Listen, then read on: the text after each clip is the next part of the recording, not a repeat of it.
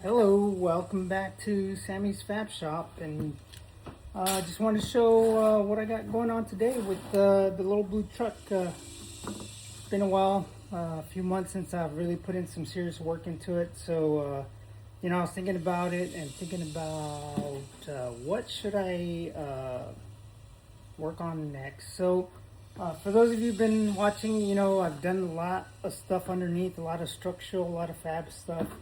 Put in that front end, painted everything underneath, put in the new fuel tank. There's a lot of little things that still need to be done, a lot of big things, and one of the big things is the wiring harness. And I figure since I have nothing in the cab right now, I've already taken out all the old wiring, and then there's really nothing else but the engine in the engine bay right now. Right now is a good time to maybe start with the wiring harness. So I'll show you what I got, and I bought this a few months ago also. Painless wiring harness. It's a classic car. It's a classic customizable chassis harness. So 21 circuits. It's a real basic wiring harness. I think it's pretty much the same one that I used on the Fairlane. So I'm going to use it on this one. It works great for me on the Fairlane. So real basic. It comes with everything you need. It comes with instructions. It says to read the entire instructions before you start. So, yeah, we'll see. But, so, comes with a fuse box. So that'll probably be the first thing I do is install the fuse box in the cab. And then has all the wiring bundles. And what else is there? Alternator connectors. And then just a bunch of other connectors, like depending on what steering column I'm going to use.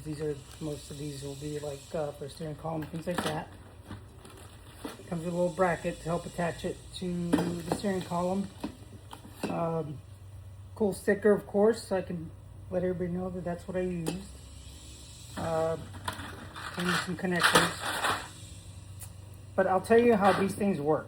They're very simple. They make installing a brand new wiring harness a lot easier. So I've done this before, so I know it.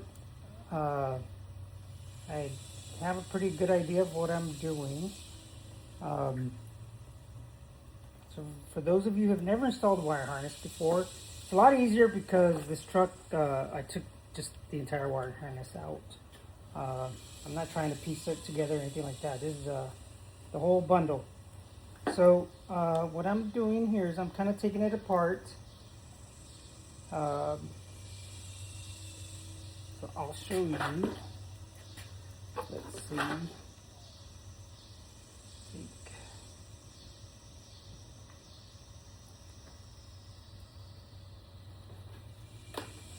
All right, so it comes together in sections. Or it comes. And the great thing about Painless is everything's labeled every few inches.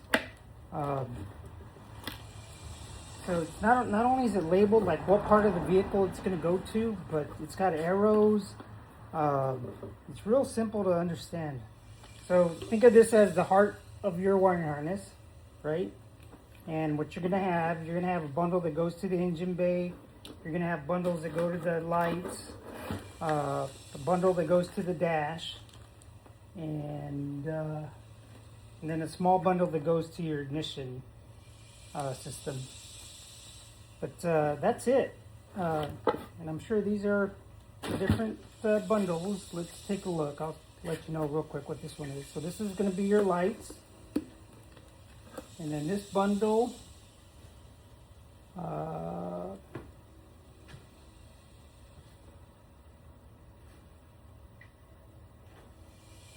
this goes to the ignition switch, dimmer. So this is going to go probably to the dash.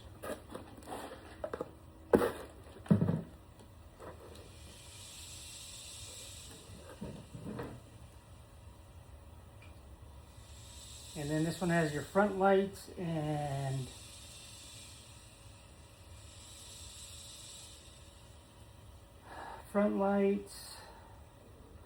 ignition switch. So this goes all to the engine bay. Here's your engine bay harness. engine bay, dash, and lights. And that's it. So what I'll do is I'll mount this, and then I'll start kind of putting this through the firewall where I need to. Kind of just start putting it where it goes. And the great thing about these wire harnesses is that it's a lot more wire than I'll need. But what I'll do is I'll wire it. I'll kind of drag it out to the different areas of the truck that it's going to go to, and then I'll start cutting it and putting all the different connectors on the ends, depends on where it's going to go. But it should be fairly simple. It'll probably still take me a few days to get done, but it's a good start, and I think it'll get me back in the mode of working on the truck, and then we'll go from there. So my plan is do the wiring harness and then move on to the engine bay and kind of go from there, kind of work from the inside out. So thanks for watching.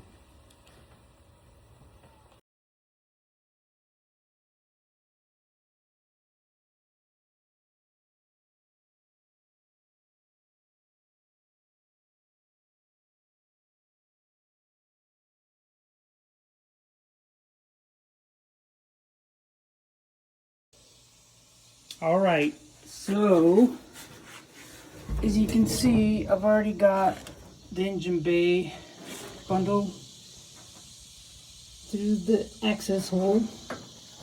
This is the fuse box, and I'm probably gonna mount it right here. I just wanted easy access, so I think right here is where I'm gonna put it. So whenever I need to get to it, get my fuses. Here's the rear bundle. So the rear bundle, I haven't decided if I'm gonna drill a hole and kind of go down and under, or I think out of the factory it usually goes up through the same hole as the engine bay bundle and then comes down back underneath. I don't know if I'm gonna do that. And then here's the bundle that goes to the dash.